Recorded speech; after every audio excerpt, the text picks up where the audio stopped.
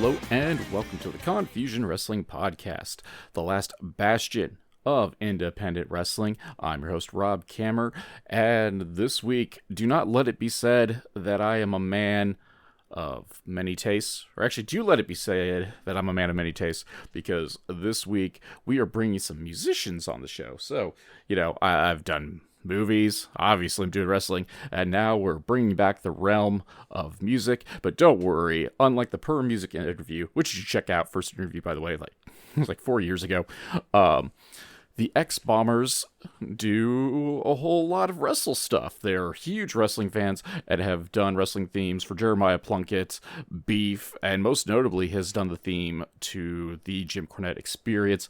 So it was really cool getting them into the studio, the hot tub filled with pizza rolls, to kind of talk about wrestling, music, and music wrestling.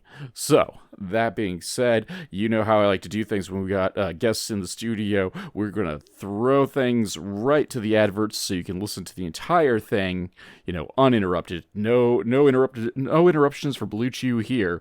So, get yourself a coffee machine, or just settle for some coffee, maybe an energy drink, and I'll be back. Un momento.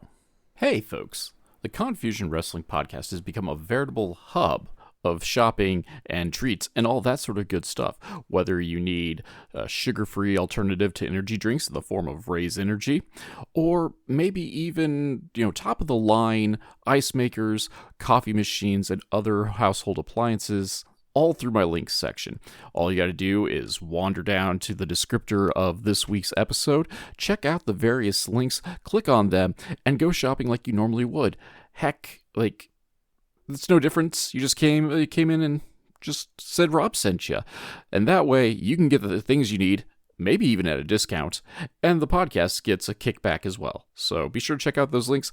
Thank you very much for listening. Back to the show.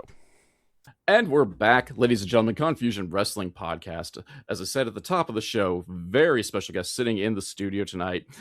You've seen them on stage, you've listened to them on Spotify, or if you're really cool, vinyl, of course. You might have even heard them on podcasts such as the Jim Cornette Experience, or seen their, well, it's not really seen, but heard their work with BEEF, Jeremiah Plunkett, amongst others. They are the X-Bombers. How are you guys doing tonight? We're great, Rob. So glad to be on the Confusion Podcast. Wait, we're on the Confusion Podcast? Are you confused? Yeah.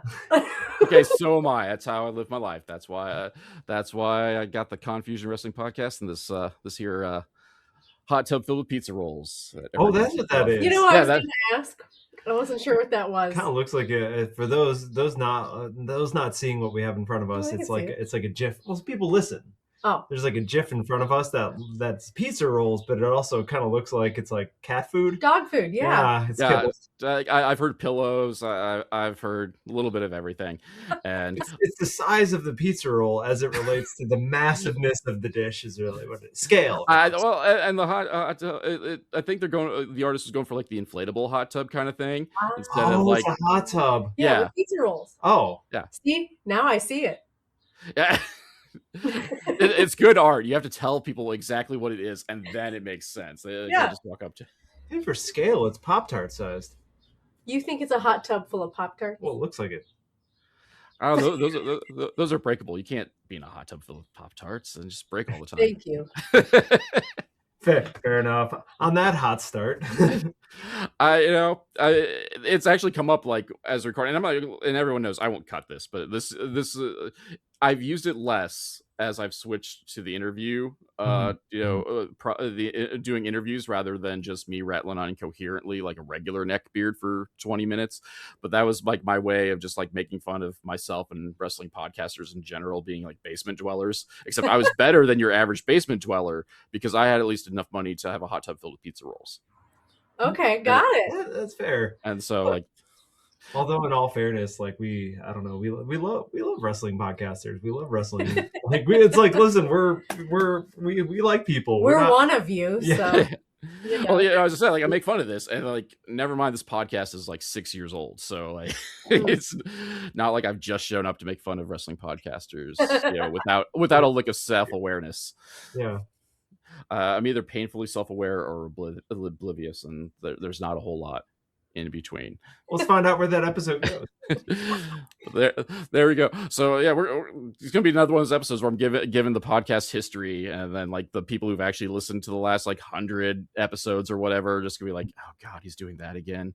Like, it's, take a drink when he starts giving off the history again, and now they're all in the hospital with alcohol poisoning. But soak it up. Yeah, there we go.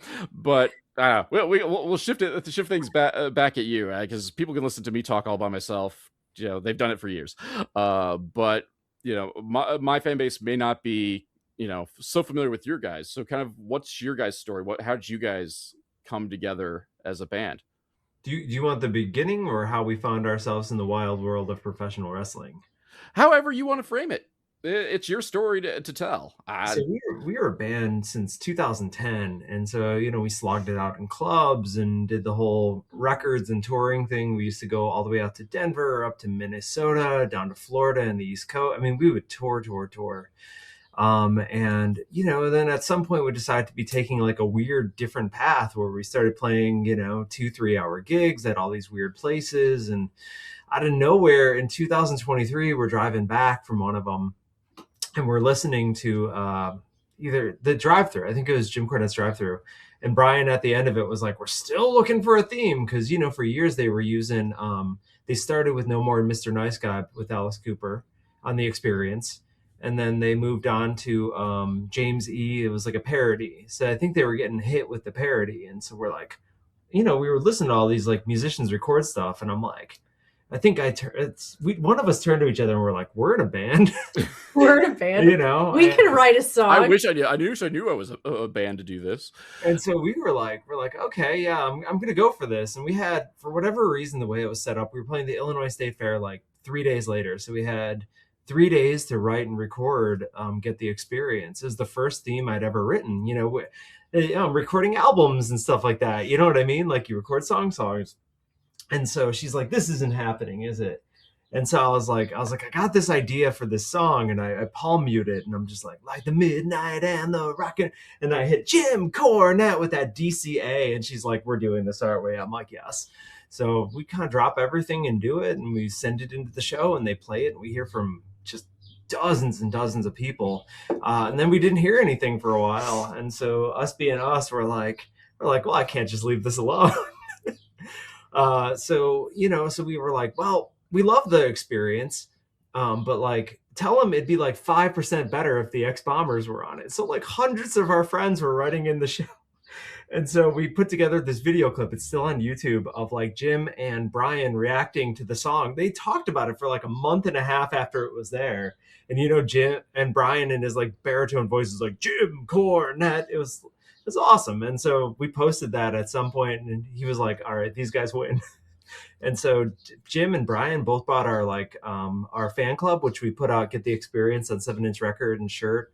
And Jim bought like an extra like X-Bombers t-shirt. Like, he didn't have to, we would have sent it to him for free, but they're just like total class acts about that stuff. Like, I mean, I'll say this is they've been just the best in the world to do kind of everything with. And so anybody says bad words about them, like, we're just like, all right, we're gonna talk about why you feel that way. What's the phrase? Go ahead and say it, and then I'll tell you why you're wrong. Yeah. It's I've heard everything about him kind of possible, and I'm like, I don't know if that's true. Like, my favorite one is like, he doesn't like AEW because they're too athletic, and I'm like, no, he doesn't like it because it doesn't make any sense, and somebody's gonna break their neck. Yeah, I was gonna say, like, athletic. No, he respect. Like, actually, you listen to it. He respects the athletes. It's just like, I mean, I could go on good and bad about Cornette. Yeah, I have my own feelings about him. Again, both good and bad. Well, but we were doing the music video for it, and that's how we met a lot of people with it. And by the way, to be clear, we watch AEW, both Dynamite and Collision, every single week. Like, we've bought pay-per-views, we've gone to see it in person. Like, we watch AEW. So it's not like we're like, stupid AEW. It's like, no. We just wish it could be here. You know what I mean? Like, there's so many times we're talking over the match. We're like, these people are fantastic. We were watching, can't remember what match it was, like, because we're DVR, we're like 2 weeks behind everything. We're just like why? So you end up doing that. It's all the things about WCW and Ring of Honor, but there's like all the problems of those things too. It's like, so, but we met a lot of people through the music video we did for it. Have you ever seen the music video for Get the Experience? Oh yeah, I mean, I definitely rewatched it because friend of the show, Matt Hatter, it comes through. So I definitely rewatched because when I announced that Hatter was coming on the show, you reached out and just like, be sure to ask him about Get the Experience. Yeah. So we did talk about that, and he had a laugh over it because he's like I got cut from like most of the entire thing except my worst take was the one that made it in. Well, we did it as a one shot because we wanted it to be like old school, a Jared produced, Jerry Jarrett, not Jeff, produced, or maybe Christine produced, like TV show. So it was just on a dolly and moving, and we got a TV studio for it. And so that was the thing, is there was so much blocking and action and stuff in it that, like, I know, because I think Jay Cross said something before we went out there, and Hatter started like laughing about it. But yeah, it's funny. It was great to like meet all those people through that. Like, that's how we met Jeremiah. That's how I met Jay Cross. That's how we got to know Jack Doan. And so that was just kind of the start of stuff, is like, well, we did this theme, so maybe we can kind of like, so, us and Jeremiah were talking, and he, at one point he paid. So I guess the world of like pro wrestling themes is like shady. Like, people will take your money and not do it. So he paid somebody to do him a theme at some point, and all the guy mailed him back was a bass line. He's like, what am I supposed to do with the bass line? And so he's like, I'm just like, no, we'll do it. So we only do it for people we like really like and believe in. And so that's the thing. We listen to the Experience every single week. We listen to the Drive-Thru every single week. Like, it's our favorite podcasts. And so we're like, man, we'll do it. And same thing with Jeremiah. Have you ever seen any Jeremiah Plunkett matches? Yeah. Oh, he's fantastic. He's like our favorite wrestler. It's like everything we love about like down and dirty, like wrestling. Everything he does is just so good. And like getting to know him through this. And it was funny. One of our like tests was like, so to get into the wrestling world, we put out a post that was like, hey, we need wrestlers for this music video. And we're just thinking to ourselves, oh, it'll be part of our like small kind of circle. But we didn't realize, do you know who the number one demographic of the Jim Cornette Experience is? Oh, wrestlers. Yeah. So we had like probably 100 people write us on something like that too. But it was kind of funny because we knew who Jeremiah was off the bat because we watch NWA, especially those like Dave Lagana days. And so we're like, so our question was like, so your thoughts on Jim Cornette? And so we had two answers, which is like, love him. And Jay sent back something like a day later. He had like Legends, like one of the DVDs signed by like Cornette. I'm like, oh my God, dude, you're in. And so it was funny. But, if I didn't have known that, I would have, sorry to interrupt, I would have went downstairs and grabbed my was it Wrestling Gold? But like it's five discs, and like I don't know, like nearly 10 years ago, Cornette was having like a big sale on it, and so it was like $10 and signed for like 5 DVDs, and I'm like, yeah. That man hustles, man. We love him. Like he's never asked for like a pre-sale on anything. He fronts everything. He ships everything. Like, and that was the thing, is that like it blew our minds, that NWA thing. That was the moment. Like I've been listening to him. I've been reading his stuff since Now with Tomato, which was his blog, and you know what I mean. And he had some like a side part on Cornette's commentary on like another podcast or something like that. So it's just been interesting. I don't know. I enjoy his perspective on it. Yeah, and like I'll out myself. I'm very selective of what I listen to his, just because him and I don't always agree with things, especially. I feel okay. I'll out myself as like I feel he goes overboard, like, and I think that's part of like he's working. Yeah, it's yeah. Like he's working. He's getting the rage baiters on there because every click is every click is a penny, and so like I understand that. But on the other hand, I don't want to listen to it. Like I feel about that, like about a lot of my art, is when you start going into like weird hyperbole about how bad something is. Like you're not helping the cause either, and like so that's a me thing. But like I do find his opinions, especially on older wrestling. I love hearing the older stuff, and like I can listen to like some of those stories all day. Well, have listened to some of those stories all day long because I sit at a desk all day. and anything to do with Smoky Mountain, you know what I mean? Like Smoky Mountain was that's why we really fell in love with Corny, is we're just like, oh my God, he's doing so much with nothing. You know what I mean? He's like, I got a bleacher, I got a table, and I got Dutch Mantel. It's great. You know, it's the best probably the best 3 years of territory wrestling I've ever seen. It's fantastic. Yeah, arguably it was one of the last like true territories. Like you could probably I mean, if you really dig, you could probably prove me wrong pretty easily. Let's be real. I'm just an idiot from the Midwest, but like functionally speaking, like in terms of like doing the loop like they did in the old days, I think Smoky Mountain might have been like some of the last, because like even like people will say like ECW. Well, ECW didn't, like once ECW went national, national air quotes, like it stopped being a territory when they started popping up in Florida randomly and leaving like the tri-state area. But they I heard, at least from Jeremiah and a few other people, that like Nashville was actually the last real territory. So basically what happened is after TNA closed at the Asylum, all this stuff opened up. And so if you wanted to work in Nashville, you could work like 5 days a week within about 30 miles or 30 minutes or an hour. So like people were working 5 days a week down there. So it was like the last territory. And there were all these like NWA shows. I think it was like Bruce Tharp was the guy, and I can't remember who was before him. But like they had like there were so many things with like little TV shows and stuff like that, like NWA, SAW and stuff. I mean, there were so many ones with TV shows in all these different places. So it's like I think Smoky Mountain was the true territory. We're going to be in Paintsville, Kentucky on, you know what I mean? And but like they were just like, man, Nashville was the last kind of one. And that's why independent wrestling is still so kind of like hot down there, is because there was just so much history of doing it. I mean, I don't want to say it's like, oh, it's the only thing they've ever known, but like it's just been an institution for bloody ever.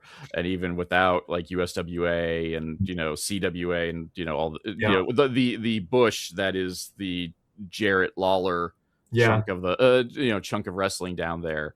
Like it left a void, but luckily like that void's, you know, filled in. And there's been a handful of places that are similar, because like the Philadelphia area obviously is like, even without ECW, is done quite all right for itself. Sure, a little thing called Ring of Honor starts there, right? And like it's still like pretty hot, because I don't know, it's been okay, time means nothing, but David Lawless on the show, and he worked like every week and barely worked like 2 hours from his house, he said. And like his cage match is just like, in terms of sheer numbers, is impressive, just for a guy who doesn't really have a whole lot of national notoriety, like working like every week. So, you know, sometimes twice if you felt froggy.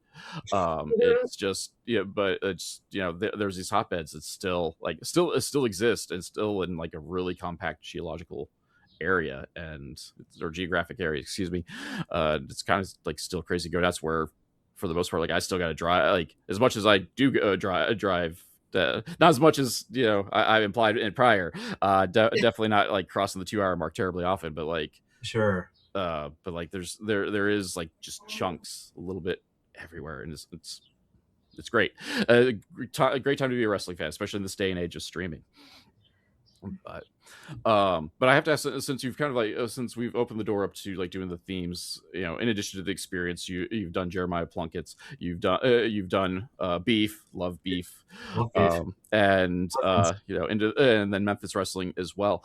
Like how does like going into the process of going into doing the themes kind of differ from what your normal like musical like creative process would be? Is there much of a difference, or do you is it totally different? It's a good question. I think I like writing themes for a few reasons. Because it means there's an audience already in it. Like if there was an audience for our music all the time without me having to promote it, I'd write and record constantly. But that's actually the thing, is that like promotion is the thing that kind of kills you on songwriting. I love songwriting. And so I always tell people, I'm like, if I have a take, I'll write the song. And most of the time the person telling me the thing just jars something loose in my brain. And I go, okay. Right. And so like the BEEF theme, you know, that's not going to go on a record ever. The Adventures of BEEF can't go on like an album. Like, where is that going to go on an album? But I will say this, is that we're putting out a vinyl record of all of our wrestling themes. Oh, nice. So we got to 8 of them somehow. So it was 3 TV shows, 4 wrestlers, and the Experience podcast. So it added up pretty fast. But I mean, BEEF, like I just like to paint one single picture in my head. And I like to write songs for wrestlers so they can like see themselves the way that like I'm trying them to get them to see themselves. So with Jeremiah, like he's a bad, bad man. I'm just like, I don't want to pull back the curtain. Jeremiah Plunkett is a lovely human being, right? But like I'm just like, dude, you're a bad dude. I'm like, I just need you to feel that when you go out there, and it hits, and it's all his credit. He took it and ran with it. And BEEF was the other thing. I was like, we used to go to Ring of Honor with the steel signs ringside, and you'd go ding, ding, ding, ding, ding. And so I was like, man, one of the best songs. Did you saw Ring of Honor live? I have not been in person. Okay, so in the Kerry Silkin / Sinclair days, they had like the stupidest, weirdest rituals that were so fun. So they would start off the show playing Jethro Tull's Locomotive Breath. So it'd be like, dun, dun, dun, everybody slapping the sign, and Kevin Kelly comes out and he gets cheers. It was like a ton of fun. And I was like, man, I want that spirit for BEEF. So it just starts getting, it's like a freight train, right? BEEF, dun, dun, dun, and it just gets going and going and going and speeds up. And so, I mean, the thing is, I don't have to worry about that like fitting on something. I can sketch out a moment kind of sonically for the person. And the fact that like they enjoy it too. I mean, like that's awesome. Like that we can give somebody that gift. They love wrestling. We love music. We love wrestling, but we will never get physically involved with wrestling. So if we can do this like Jimmy Hart piece of things and say, look, I've gotten you this thing, and we get to see it and experience it, like it comes from a true place of appreciation of a lot of these wrestlers. Like they're so cool about it. Cause like, again, Jeremiah paid for it and he got a baseline back, right? Right. But like, he kept going and going and going and working his way up the card and would go kind of everywhere. And we happened to cross paths, and I was like, no, man, I got a path on this. I think I have an idea on how to write you something that just would be special. Oh, and we can go. I mean, we will go off on so many tangents about like one, how important good theme music is for a character, but I also I've also looked at it as being just kind of a music nerd myself, of like hearing music, especially before we started worrying about streaming rights and then worrying about your music being geo blocked because of rights holders and whatever. But like theme music was a great way to discover music, especially when people were using licensed music, and they still are, don't get me wrong, but like I've actually like discovered like so many new bands just because like, well, that's kind of a catchy song, and then like if I see the guy the guy or gal a handful of other times, and so it keeps like catching, and like all right, like okay now I have to get out the Google thing and like hold up Shazam or whatever it is, as I forget, because I don't actually hold up the phone. I just listen for the lyrics and hope for the best. The wife though, that's her thing though, is to hold up and figure out what the next song is. But like it's just kind of like crazy go nuts, kind of like the reach you can get like with just wrestling themes alone, like even if they can't figure out it's you directly per se. Well, it's a powerful experience to like see one of your favorite, like wrestlers are larger than life. I mean, they have this like presence to them, and they do superhuman things, and they make you forget about everything because you're cheering one guy to come back, and you really hate that other guy for picking on that guy. And it's this experience that they give you. So music just sets it to a whole other level. Like imagine you're watching a love story, like a movie, right? And the two protagonists go to kiss and there's no music. You hear their mouth noise and you're just like, the strings need to swell. It needs to be a thing. I mean, I think all the time about all the wrestlers in like WCW who like never won.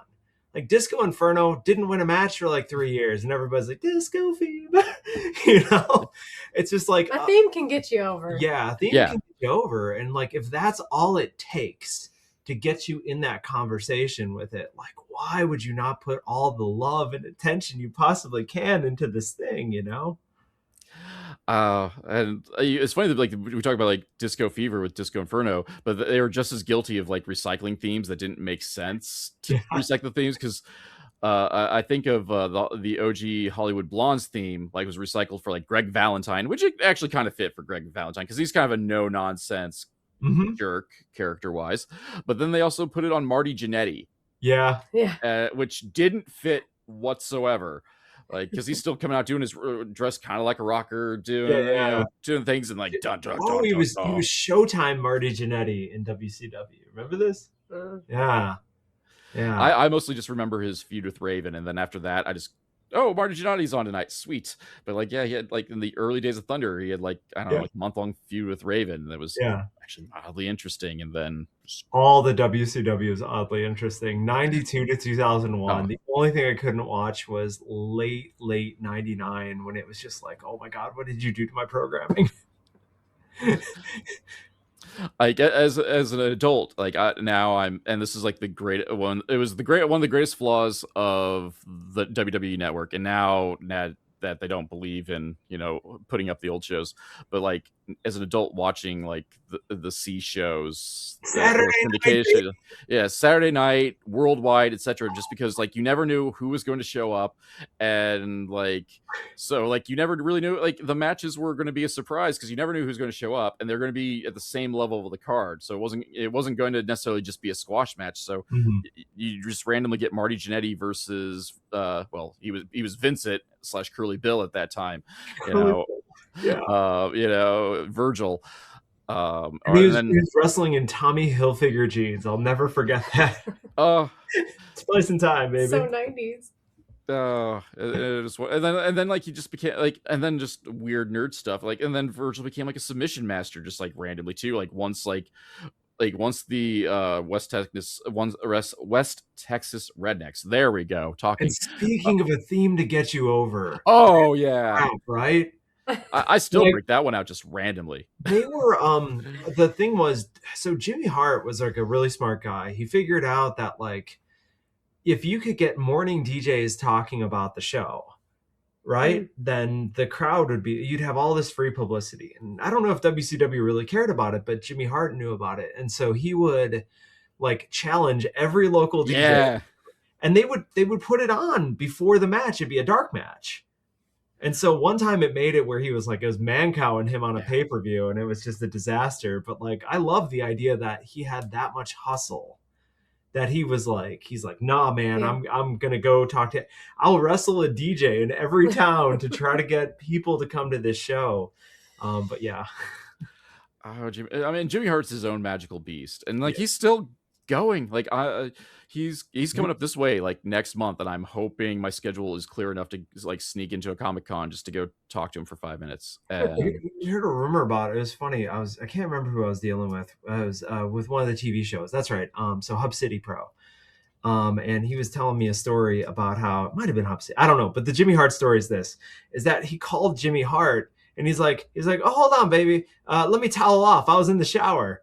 And he's like, I'll just call you back. He's like, no, man, in this business, you don't let the phone like go to voicemail. And I'm just like, I just love that like, he's got to be, he's late 60s, 70s. At least. Like, it wouldn't surprise me if he's pushing 80. Like, I'm not going to lie. Because he was, he had hits in the 60s. Yeah. He was part of the Gentrys. That's my mother's first concert.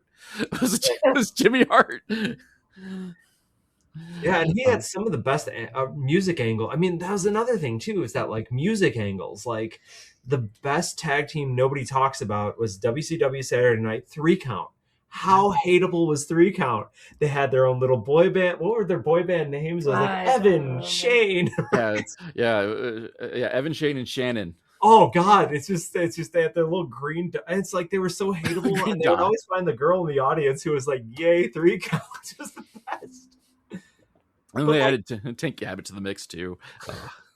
Well, what's funny is like they did it to mix it up, but like just to have a heat-seeking boy band like 3 Count. The money is in wanting them to get their comeuppance. Like, you want to see them get hit. That was the thing. Nobody in that crowd liked a boy band except for like the 14-year-old girl they found there. Mm-hmm. So it was just brilliant because the thing about it is it could always pay off in a match, right? Right. Because like you always want whatever you do to be able to pay off in something in some kind of way where you're just like, okay, they're going to get theirs. All right, they got out of there, but next week there's going to be no escape. You know, I mean, it's basic wrestling storytelling, right? You can't give me everything at once. You have to give me a piece and then make me look forward to it and then pay it off, but ask a new question and then do that. And so I think that is the thing that kind of bothers me about modern kind of wrestling is they just, you know, I'm watching AEW and they do 12 things in a segment. And I was like, man, I forgot. We were watching something and it was like there were 14 people in a segment. And I was like, Kitty, what was the match we just watched? And we couldn't remember. They didn't even go to commercial yet. I'm just like, there were so many people who ran in. I'm like, and they don't check back in on it later. And they just, you know what I mean? I'm like, you know, give me a little something at a time. Right. And the problem, like, and it's not an AEW problem. Like, I think that's a wrestling problem as well. Because, like, as someone who watches way too much independent wrestling, you can see it like all over the indies too. It's just the difference is AEW has a budget to do like backstage segments too, and all that sort of good stuff. And most indies are just kind of either reliant on the booker to, you know, say, hey, go do this, or the talent to kind of like put themselves over on their own, which that's a surprisingly hot topic. Like when I talk to other wrestlers in terms of like doing promos and stuff, like quote unquote like backstage stuff. But like, yeah, like I think that's kind of indicative of the industry like right now, where I think everyone just kind of needs to take a breath and let things breathe in general, whether it's in a match, whether it's an angle, or you know whatever. Just like let it. I know society is moving in a way where we're all for our viral moments and instant gratification, but like a good story like does need to simmer for a minute, and every match is a story in some way, shape, or form. Like, yeah, you can tell the story in the sprint, but not every story has to be that sprint. You gotta well imagine this too, if you're doing it right. So let's go back to like a Nitro, right? You've got Mean Gene Okerlund up on the stage there, so stuff is moving along the entire time, and he's catching people while they're leaving the ring. And what do you got to say about that? And it's 2 minutes here, and then like somebody catches them backstage and they mention something there. And the thing is that it's like we come from television, and so there's no through lines in wrestling at all. Like, what are we checking on these sorts of things? Let's get little pieces of it. Let's see how this person thinks about it. It's like, it's a 20 minutes. I'm not going to remember what happens. Like if you give me 18 things in a 20-minute segment, right. It's just overwhelming. And so I don't know. I mean, at the same time, you talk about the C shows, man, some of those 5-minute WCW Saturday night matches were just like the best things I've ever seen. Right. Well, and I think some of it is like, well, again, like everything has a place, everything has a time, and by proxy, time limit. And, you know, I did say, you know, stories have to cook, but you also, if a story cooks too long, like how many times have we seen a match that we're like, this didn't need to be 20 minutes, 15 would have sufficed, or, you know, 10 would have sufficed, or, you know, such is life. And I mean, and this is for not just wrestling. This is your music. This is your TV. Because don't get me on a tirade about TV shows that have stuck around for way too long. When rule of thumbs is 4 is the magic number of television seasons. And Horsemen. So. Unless there's Paul Roma, then really the magic number should be 3. But I said that aloud. Yeah. Luckily, that's not necessarily a hot take. Luckily enough, so.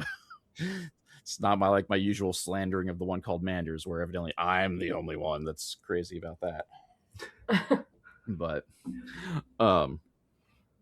yeah, so like I took a second. I was like, oh, Manders, because I thought you said Manser, and I'm like, I love Mance Warner. Oh no, Manser and I are fine. Okay. It's his occasional buddy, the one called Manders, that I have, well, no pun intended, beef with. But that's also another. That could be a whole another podcast and social media fight. If anyone wants to dig through the old socials quite a bit, I'm nice to him on Blue Sky, and that's where I'm mostly at now. So I should say nice to him on Blue Sky. I just don't talk about him as much on Blue Sky. Poor Manders. He deserves it. He's a menace. I ran him off to Europe, and he thinks he can come back now, so I went to go have words with him again. But anyway, speaking of stories that go on too long, feud with Manders should have ended 5 years ago, but it's still here. But anyway, like, yeah, and tailoring it back kind of towards where like the importance with music and wrestling, but like again, like the music it can help make or break everyone, and like we use WCW as kind of like the shining example of both the good and the bad, because like we can make fun of Jimmy Hart's like Nirvana ripoffs or whatever, but everybody I love those. But everybody, but really, like you remember Sub High Five. Yeah. But again, like you do things right and it works perfectly, or you can just be Rob Conway and be stuck with like this weird like faux Frank Sinatra thing and that was a WWE thing. But what was the X Factor one? I mean, that Uncle Crackers, the Uncle Cracker one. I was like, this is awful. But yeah, if you get the right theme on these things, it just really does something. It's like it literally sets the tone. And we see a lot of people come out like, popular music can work if it's right. But I mean, to us, it's always going to be like a custom theme. We're probably entering into the AI theme era. I've heard people are grabbing it. And I'm like, man, there's an art form so I'll give you the example with Flynn Hendricks. He's the Hub City champion down in Jackson, Tennessee. We met him through Music City Pro. And Flynn is a really hard worker. He's a gifted wrestler, like heck of a heel too, right? Like, I mean, how hateable he has a punchable face. I say that with love. And we genuinely love Flynn. And so it's just like, I was like, our thing is like, you have to just let us do our job, which is like, let us see you in this way. And so like, I was like, man, you're like, he would do podcasts. He was extras on TV shows. He even made a couple of like appearances on WWE TV. And like, but the thing is, he was just like, he's the nicest guy, but he's like also kind of like a hustler. He makes stuff happen. And so I'm like, Flynn, going out there is like Hollywood Flynn Hendricks. I'm like, you're Mr. Music City. Imagine going to all of these small Tennessee towns. Like, they will hate you so much. As a nod too, because he was working with Music City Pro at the time, like in the office. But I was like, so he takes a minute and he thinks about it.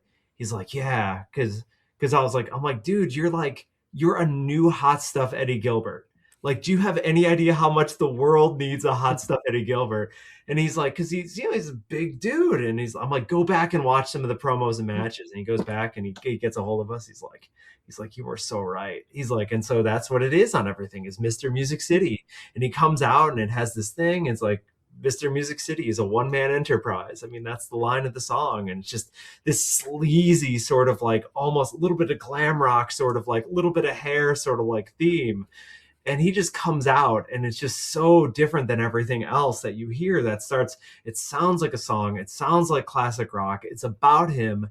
It's catchy, which is aggravating because he's a heel, right? So it's in his head 2 days later. And it just ticks all these boxes. And so, somebody whose job it is to just do these things like bam, bam, bam, bam, bam, they can probably do a pretty good job, right? AEW is a theme writer. I think there's a TNA person, there's a WWE person. But like, if you know a musician who loves wrestling and just be like, hey, what do you got? They're going to take this very, very different approach for a couple of reasons. One, we come at it from live. So this song has to just hit live. So if we play it in front of people, it has to not suck. And so we play all of the themes live. If you come to see us and you say, Beef, we will play Beef. No question. We played Get the Experience at a wedding reception. We're just like, you're getting the experience. We do it kind of everywhere and everything. And so it's got to hit live. And I think that's one of the things is that if I do something that's recording only, I don't consider that. Whereas like if I'm doing it and I know I got to play this song live and it's got to get there, it has this different energy. If you're doing it as a wrestling fan, it's got to get there. And if you do it with somebody who kind of gets your style of wrestling, like I bonded with a lot of people over territory wrestling, right? I grew up in Chicago. I watched all AWA, right? It was at ESPN too, and I would watch the heck out of like AWA.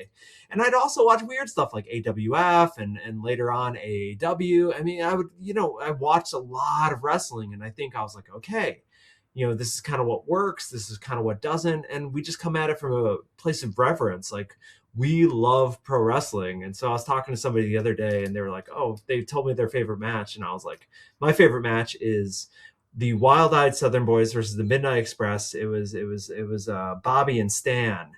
at like the Great American Bash 1990 in Baltimore, and it was the greatest tag team match I've ever seen. How can you not love Tracy Smothers? Oh god, huge Tracy Smothers mark over Oh here. yeah, and if you watch Bad Bad Man, my favorite part of that whole video is so we're choreographing the fight in the alley. No, it was not real because although people were gathering at some point because they thought it was a real fight because they had ski masks on. They're like, "What's going on there?" We're like, "We have to get this now."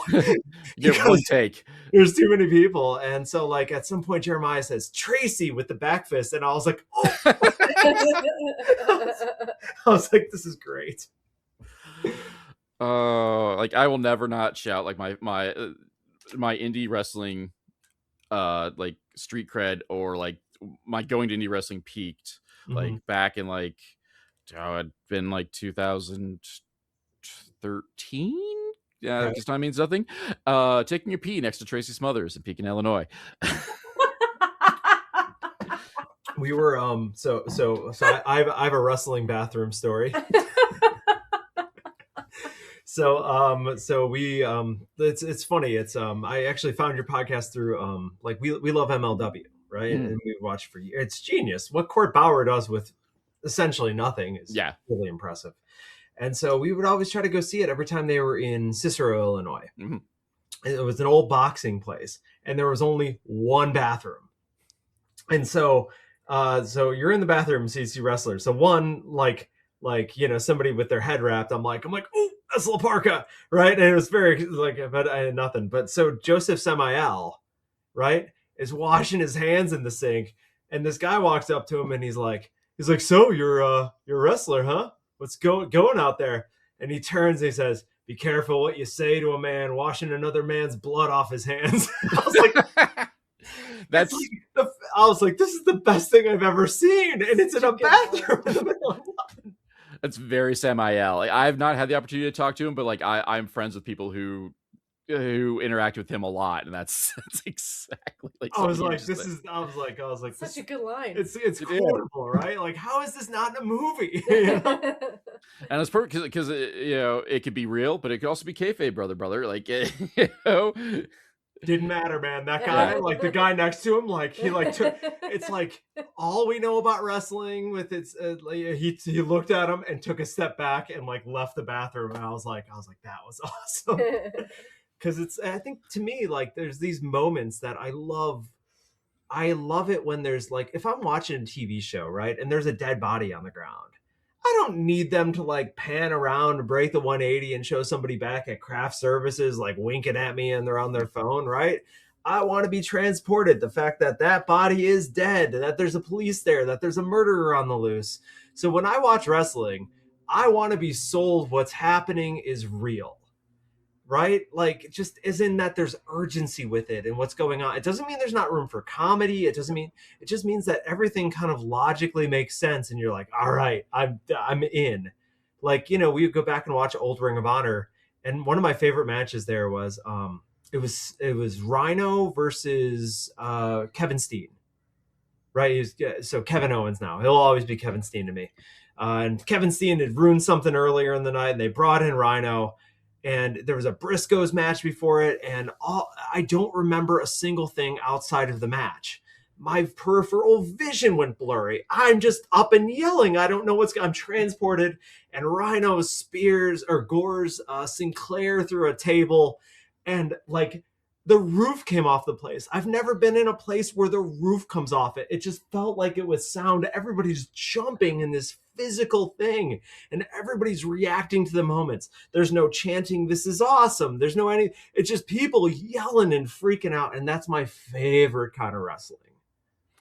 That was you brought up Cicero, and like I've been to Cicero a time or two, and like the crowd that they usually bring there, like that's that kind of crowd, or like, or at least in my when I've gone, like it is real. Everyone is just at the right times frothing at the mouth, wanting the bad guy to go down, or just we need more violence in general, whichever. But like I mean that's the whole like other part of like a good crowd like will make the show as well, or just take you out of it even if you're sitting like right in the middle of it. And like it's just kind of crazy, go nuts to see how these things kind of like manifest in one way, shape, or form. Because at the time of this recording, it was yesterday, SCW Pro Epic, and it was a different kind of crowd because they were at a wedding hall rather than just a community center. So like they packed more people in. This was their WrestleMania, so everything was paying off last night, and so it was hot as heck. Just everybody was just frothing at the mouth to see, Corn Boy win the SCW Pro Championship. Hopefully, Thumb and Finger retain their tag team championships. Fortunately, they didn't. The return, one of the many returns of Merrick Brave, because he's got to wrestle at least one match a year. That's right. I'm calling you out on that one, Merrick. It's okay. Go ahead and take my $100 a month. It's fine. Sponsor the show. It's I sponsor SCW. It's fine. It's public knowledge. I slapped my logo on it. But the crowd was just so electric for it, and I love that. Yeah, even invested. I mean, that's what you want from wrestling fans, is just not this waiting for the next trick to happen. You want investment, like where you care. I mean, it's funny. So I watch a lot of wrestling, and like one of my favorite arcs lately. Do you ever watch WoW, Women in Wrestling? No, that's one of my blind spots. Watch WoW. So it's on Vice. So I DVR it, and and David McLean loves wrestling. Yeah, like there is. I mean, he keeps people around forever, and they had a trios belt, and they just made the team work and work and work and work at it, and they kept cheating it and taking it away, and it pays off. And they couldn't call it Full Metal Mayhem. They did in once, and they're like, no, Massacre. And it comes out, and they win the belt, and the place, they're doing it in Las Vegas to a crowd of non-wrestling fans. And those wrestling fans see, it was a trio of the three. It was Chainsaw Fury and Daisy Lane, and they win over Top Tier, and everyone loses their minds. And I lost my mind. I'm like, they finally did it. I love that investment, that you want that person to win. You want that person to overcome. You're mad at these other people. You want them to get beaten up. I mean, wrestling allows us to do things we can't do in life, right? If your boss is a jerk, nobody's going to hit him in the face. You know what I mean? We're not going to hit him with a stunner and then pour a beer over him. Exactly, right? And that's probably why one of those is such a hot angle, is that when your boss is being a jerk and you have the ability to kind of do that. I mean, but if one person's a bad person and they're cheating, they're hurting you, and you start to make a comeback and you do it and you finally pull it out, that's investment. So it sounds like SCW is given investment. It's something we need to take a look at. We're on the wrong side of the state. Right. So we've heard of it, but we haven't. Did they do it weekly TV or monthly? They do monthly live events. Up until recently, they've switched things up. They had a bi-weekly YouTube show, but you can still catch the old episodes of it. But they just got a quasi deal with local TV that they're doing a mix. Like they're doing this weird studio kind of setup where they have a couple guys from SCW, and then they call him like the lay fan, but he's one of the TV social guys, and they kind of just talk wrestling in general. And then cheap plug, SCW Pro, here's a match from one of our recent events or whatever. Oh, cool. They just started that. It's called the Fast Count. It's going up on YouTube, and then it's on the cheap plug, because I'm paying them, but I'm giving them cheap plugs. Like I am willfully. You're doing this all wrong. Yeah, this is why I'm kayfabe brother still living in my mother's basement with my hot tub full of pizza rolls, because I can't figure this stuff out. Well, we got a hot tub full of pizza rolls too, because we make questionable financial decisions in the pursuit of doing cool stuff. So we'll cheers to that. Yeah, I mean, I helped fund recently what was being reported, like self-reported, as the worst wrestling show, WrestleMania week. So, like that's what the show was called. Wait, the SCW was called the worst? No. This was a separate show that WrestleMania during the Collective, part of the, we'll call it the Hood Slamtown universe. Dark Sheik was running a show, and she literally called it, was shooting for the worst wrestling show WrestleMania week, and I'm just like, I have to be a part of this. threw money at it, and it's fantastic. But no, SCW Pro will not admit that they're not good. Not that they're not good, but they wouldn't even say that sarcastically, that they weren't. Sure. but no, but yeah. So if you have like the QC Plus app, if you're in the QC area, they've been dropping episodes weekly. I think this is week 4 now. I don't know. I'm bad and I haven't kept up on it because I'm not good with my apps. Sure. And a lot of like, I mostly fire up YouTube at work, but I use it for music because Sure. I'm not, despite being a podcaster who primarily works through Spotify, I don't listen and use Spotify that much. But yeah, that can be a whole nother.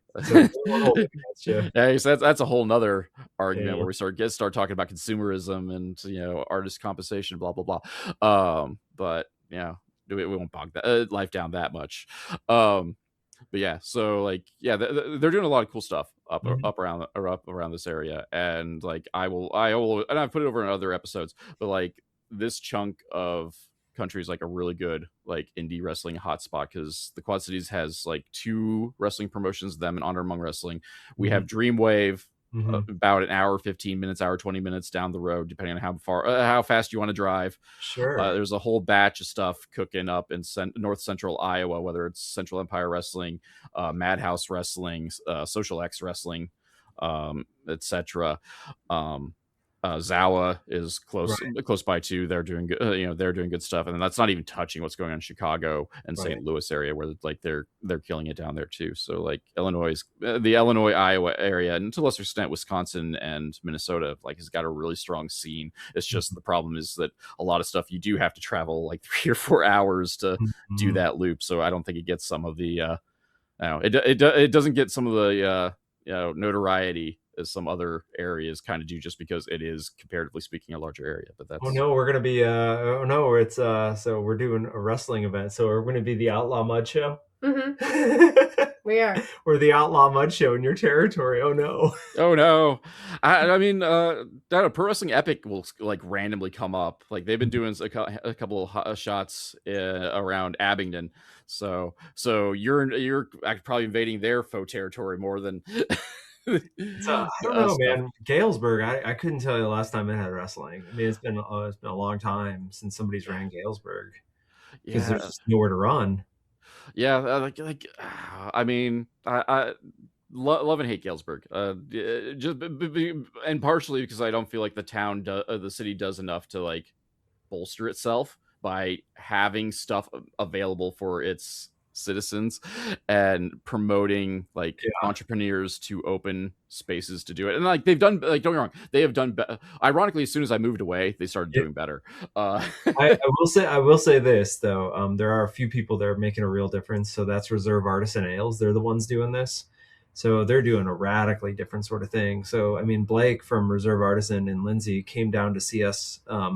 We were playing in Macomb, and Blake and everybody there just loves wrestling, right? Like they love wrestling. And so a couple times he's brought it up. He's been like, it'd be cool to do wrestling here. I was like, yeah. And so this time, we had a few drinks, and they were doing like a cooler takeover down in Macomb. And so we had a few drinks, and he was like, so could this happen? And I was like, yeah, man. I'm like, I'll talk to Jeremiah. Like, and Jeremiah, like, I don't think he's ever run a full event like that. I know he's been a producer on them. I know he's agented a million things, but as far as being like putting together a card. Yeah, putting together a card and everything. And so, I was like, yeah, I think so. And I was like, and so I put together just the roughest pitch there. I was like, yeah, I'm like, you could do it where it was like a self-contained night. Basically, you do a gauntlet style battle royal and the winner gets the Reserve Artisan Cup. Do you want an exclusive, Rob? Yeah. Oh, obviously. I don't get too many of those. I don't pride myself on being the scoop guy. This is the premiere of the actual Reserve Artisan Cup.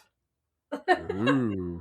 It's actually pewter and imported from England. So we're gonna like people's names are gonna be like etched on here as they win it for first year, right?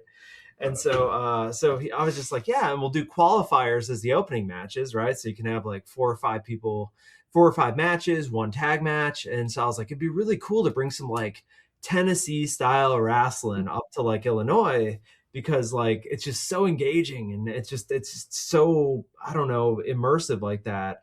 And so, we had enough friends in order to kind of say, okay, let's do that. And so Jeremiah's like, well, who do you want on it? I was like, well, we take care of our friends. And so him and Jack Doan and our friend Ray Bruce and Flynn. And then of course we had to have Matt on it, Matt Hatter. He's going to be, because our friends are our friends for life here. And so we're just like, oh yeah. I'm like, and bring Cody Kaiser. We're so sorry we couldn't use him on our video. We felt bad about that because he was trying to get his friend. I'm like, oh my God, we're so over budget, and we had to make up a role for Matt anyways. Yeah. We didn't even have it in the original. I'm just like, I'll just like this guy.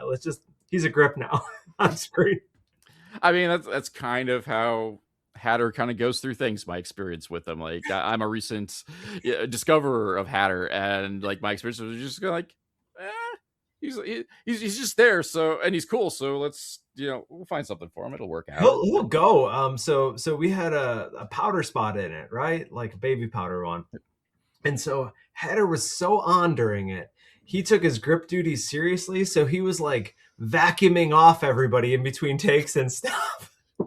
He's the best guy you want to work with. But yeah, he's motivated. But yeah, the Reserve Artisan, the Rumble at Reserve Artisan was wild because at Reserve they do all these like really cool events, and he's just like, well, I was like, could it be a benefit? He's like, yeah. So he found corporate sponsorship to make it a benefit for the YMCA there. Oh, nice. And so there's no admission fee, so it's a completely free event. Perfect. And I had to tell everybody. That's good. I mean, sorry to interrupt, but like that's gonna bring like the perfect crowd because that can just bring in a little bit of everybody, and it's gonna bring people that don't really watch wrestling. And for me, like that's one of my like outdoor bar shows are like some of my favorite shows, just crowd wise, because everyone just gets into it because they're just like, what's this thing? Mm-hmm. Whatever, let's do it. And it's only 2 hours too, and it's followed by like wrestling trivia. So it's like one of these like fun, easy sorts of things, and it's self-contained, right? I mean, so our rule is like, no, it's like, it's got to be family friendly. So I'm like, no color, no weapons, right? Like, because if you can't tell your story without those things, right? Like, you should really try harder to do so. And so everybody on the card is like, yep. And we're going to be playing Everybody to the Ring live. So like playing people's theme musics, and some people are asking us to do like covers and stuff. So it'll have that kind of just like totally different sort of experience to it. And Jack Doan from WWE, he was there from like 95 to 2012. He's going to be the special referee for the main event too. So it's going to be really cool. So you're a true indie. You're bringing in the one big name, and with all the local guys. Actually, we've got a couple. So Jeremiah's coming up for it, and then Marche Rocket's coming over from Chicago. So we got NWA workers on it too. I haven't seen Marche in person in forever. I mean, I've seen I've seen him off and on, but like again, I don't go up to Chicago, and so he's either doing the NWA stuff, which is not always around these parts, or up in Chicago where I don't go. But like, he's one of the wrestlers that like indie guys that makes me feel old, because I'm like, man, I've been watching you since you were a beanpole. Yeah, Jeremiah was like, he's like, do you want Marche? I'm like, do I want Marche Rocket? Of course I do, right? And we're trying to get one more big name for it. We're gonna see if it works out. I can't actually tell it, because if it doesn't work out, then I feel like a jerk, All right. Card subject to change, brother. Just start announcing names, and then just be card subject to change. Yeah.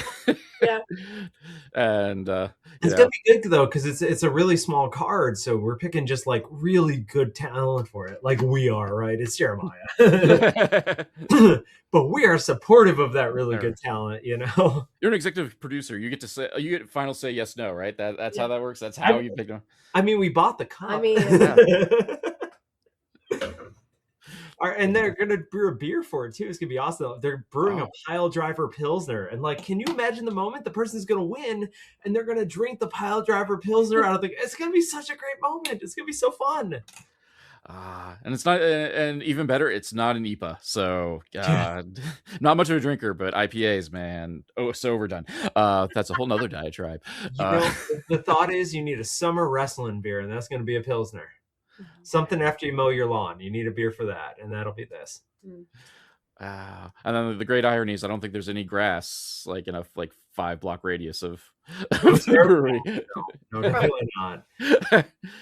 That's a lie. Like, it's only like 2 blocks to the train station, and they gotta pretend it. Unless they change things, they have a pretend park behind the train station. Yeah, pretend park. It's a working park. It's a last. Okay, I shouldn't say things like this because it's been a while since I've been to that part of town. Sure. But it used to be just a bench and like a 12 by like 6 foot plot of grass behind the train station.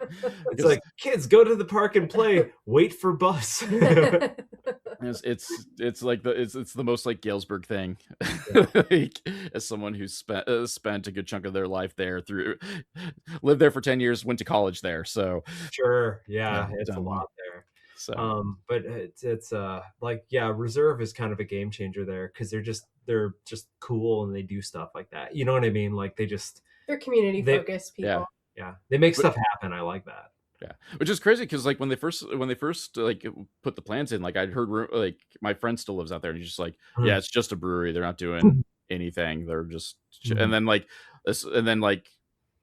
within months of them opening, they're like, oh yeah, we're doing this thing over here now, we're doing a tasting, we're doing blah blah blah. I'm like, yeah, so much for that just being a brewery there, Chief. Well, it's a wedding venue on the half, and like it's a big venue. They have their big beer fest there, and that's where the wrestling is going to be. It's going to be in that huge venue. I mean, because if they do weddings and they do other events there, so they didn't blink at doing it. You know, they have cargo doors, so you can like let in, and I was just like, man, I'm like, it's literally Lindsay and Blake. They just do cool stuff and just make it happen. And so our minds were blown. They like asked us at some point if we wanted a beer, and they brewed a beer after one of our songs, you know. And I was like, it was cool. And it's because Kitty was like, it's like, I think I could take a shot at the artwork on it. And so you did all the oh wow stuff, right, on the can? Yeah. Yes, I can sort of sometimes draw. It's really, really cool, and I think she's gonna do the pile driver Pilsner too on top of it. So we're great. So I mean, the idea that they just surround themselves with cool people who do stuff. I mean, that's our whole MO in life, is like cool people who do stuff. I just want them around. I mean, I think that's why we did themes for all 4 people that we did. Is so the rundown right now is it's BEEF, it's Jeremiah Plunkett, it's Flynn Hendricks, and the latest one is Ray Bruce, who, man, be on the lookout for him. He's like 6'6". He's got the physique of Rick Rude. I mean, he's just like, he's going to be something. He made a spot as an extra in TNA, but it's a matter of time. And he kind of gets how it works too. It's all 4 of those guys got heads on their shoulders to just how wrestling works, and they just make their stuff happen. And I just love that. I love being around people who are motivated and collaborative and doing that stuff. And Blake and Lindsay at Reserve are that, and the 4 wrestlers I listed are that too. Just cool people too. And when is that? I don't think we set a date out loud yet. July 4th. The 4th of July. It just worked out. They did, and it's early. Yeah, 5 to 7. Yeah. Pre-fireworks. Oh, so you can also go to Red, White, and Boom too. Yep. Is that what it's called? Yeah. Fantastic. You know, you said a lot of bad things about Galesburg, but they did a good job naming that. But yeah, it's July 4th, because they just didn't have a wedding that weekend, and they're just like, let's just do it. And I'm like, yeah. It just things got going real fast on it, and everybody said yes, and Jeremiah was the one who's the point person on it and made all that kind of stuff happen. And I reached out to a couple of people, and we just kind of worked in that direction. And so it's going to be actually really cool. I mean, I can't imagine it being bad. It's going to be awesome. I don't know. It's going to be so different than most wrestling, because it's just going to be so fun and no cover, and it benefits, and it's a brewery. It's going to be, you got to go. Well, and if you're going in with like no expectations for, we'll call it like quantifiable success or measurable success, like do it. If your intention is just to have a good time for a good cause, then what can, like as you said, what can go wrong with it?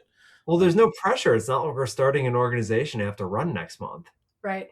It's like you just do one memorable event, and either it's the one time ever there's wrestling in Galesburg, or it goes so well there's the Rumble at Reserve 2 next year, and then even annually isn't such a big thing that it's an albatross.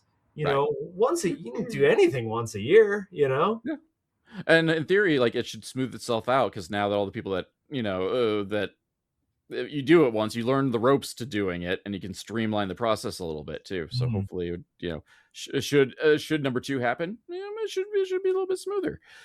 Is that a poop reference? Not intentionally.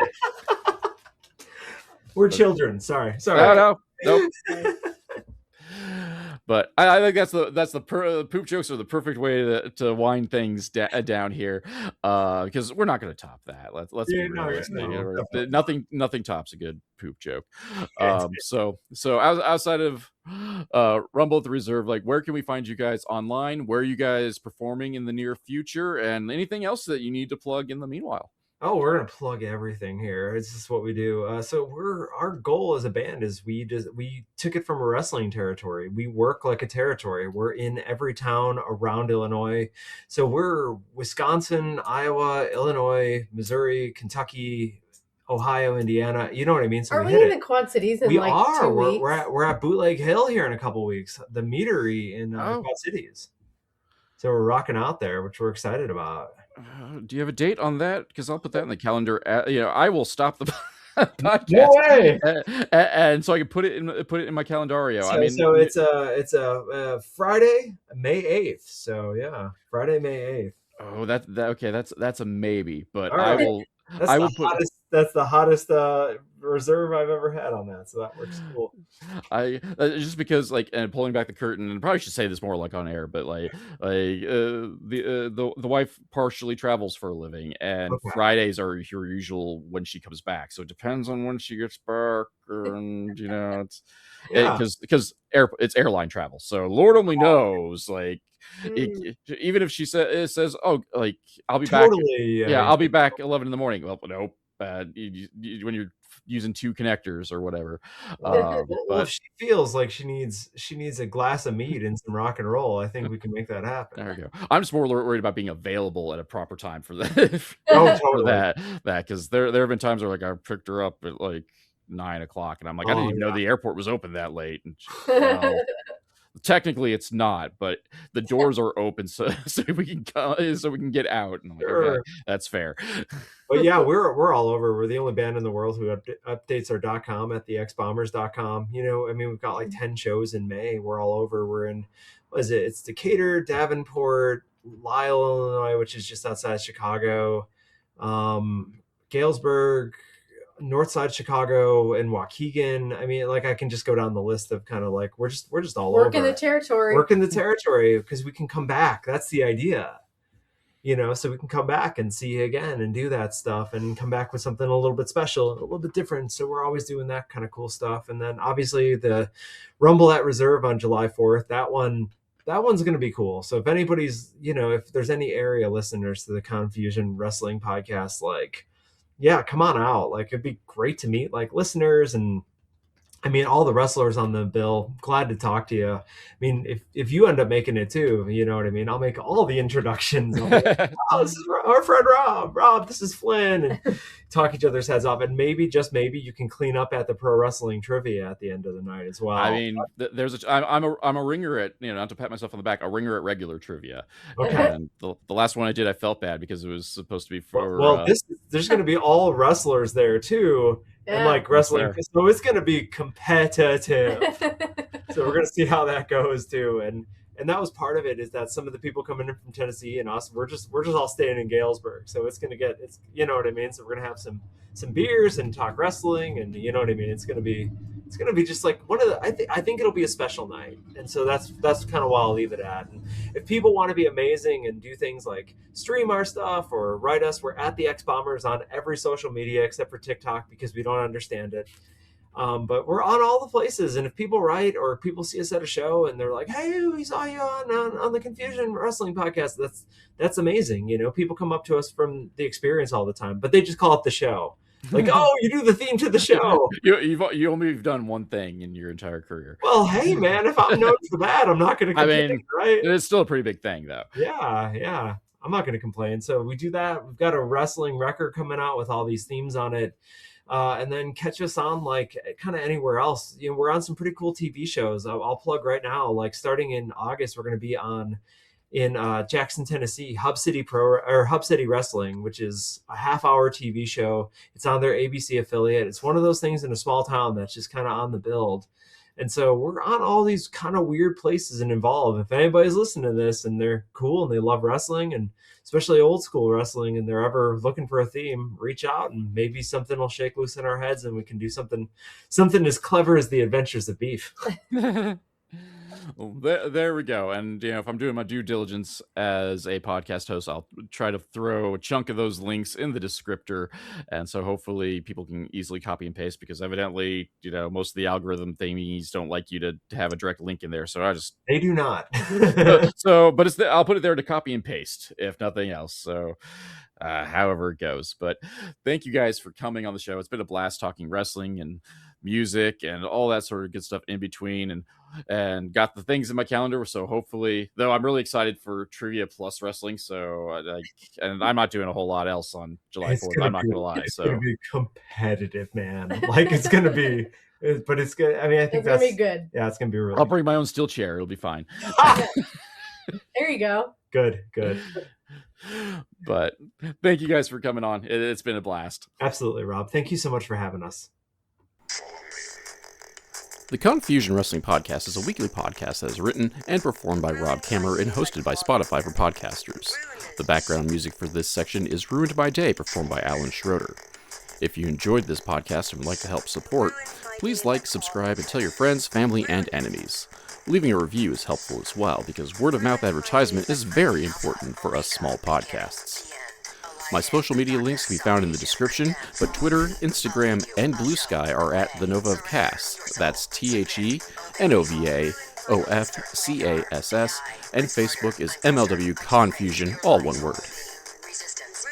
If you'd like to support monetarily and help upgrade my equipment, please check out my virtual tip jar at ko-fi.com/Casanova, or if you prefer more bang for your buck, go to patreon.com/Casanova, that's CASSONOVA, where for as little as $2, backers get access to the podcast early and without those pesky ads, plus other exclusive content. So join the crew that is headed up by Keith Wynn, Alan Schroeder, Chris Zach, and Elenia, and check it out.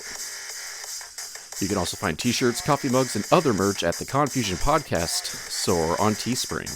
Also, be sure to check out the affiliate links in the descriptor below. For business inquiries such as ads, sponsorships, and etc., please email rzkamer, Kamer, at comcast.net. Thank you all for listening.